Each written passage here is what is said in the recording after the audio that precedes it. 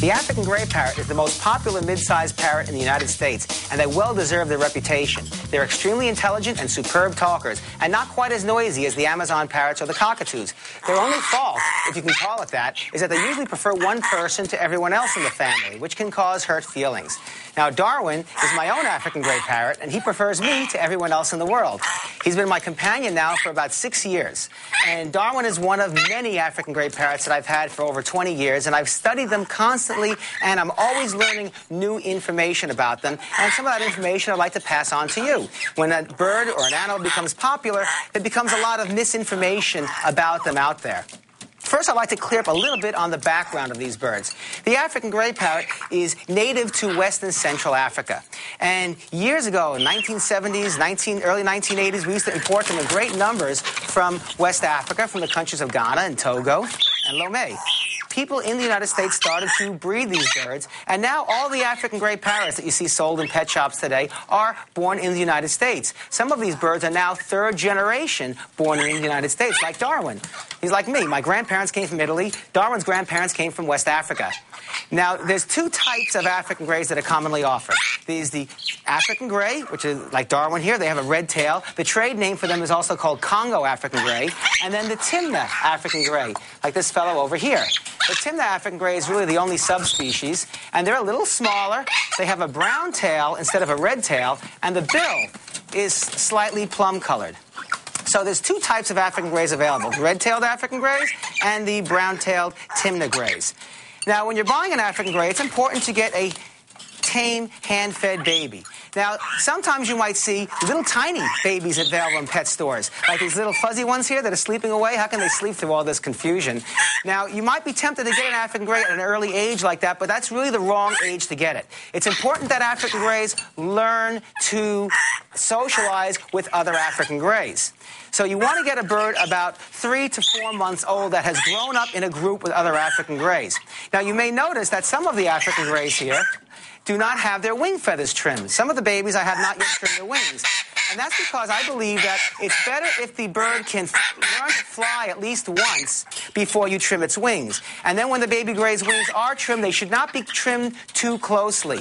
Cutting a baby gray's wings too closely can make it very, very clumsy. They become fearful and can develop many, many different phobias. So once you've chosen the African gray at about 3 to 4 months old, whether it's a Congo gray or a Timna gray, you've got to get a cage. The rule for birds is really get the largest cage that you can afford. But I found with baby grays, they don't do very well in a large cage because security is very, very important. This cage here is 20 inches by 20 inches by 30 inches. And it's my opinion that a baby gray should be in a cage this size for the first year. As far as the perches go, some cages come equipped with manzanita perches, which are very nice perches. They're very beautiful, but they're a little bit too slippery for most baby grays. I like to have a wooden perch in the cage, a simple wooden perch, as well as a concrete perch. Putting the concrete perch in now will accustom the bird to it so he gets used to having a concrete perch. It needs to have 3 different food dishes and an assortment of toys, and the toys should be rotated. Every day, give the bird a different toy to play with, as well as a mineral block for the bird to chew on also. Now remember, this cage is only for the first year. After that, then you should move the bird to a larger cage. It says as much as you can afford should be the size cage you get. Now, feeding. There's a lot of misconceptions with African grays. Years ago, we fed them just seeds with a little fruit, and a lot of birds developed liver problems because they had too much fat in their diet. Now the diet should be 1/3, 1/3, 1/3. 1/3 fruits and vegetables, an assortment, 1/3 of a good quality pellet, and 1/3 of a good quality seed mix. Plus table foods. They need to have a great deal of table food in their diet. If it's good for you, basically it's good for your bird. Darwin eats pasta, he eats whole wheat bread. He basically eats anything that I eat.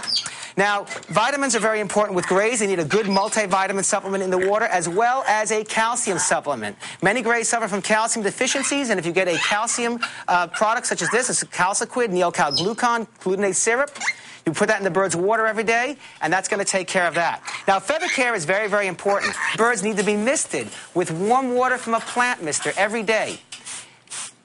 Plain water, nice and warm, and a fine spray over a baby bird will keep the bird's feathers in perfect condition. And if you start off, look how much this little guy here likes it. And if you start off spraying the bird with water every day, he's always going to like it.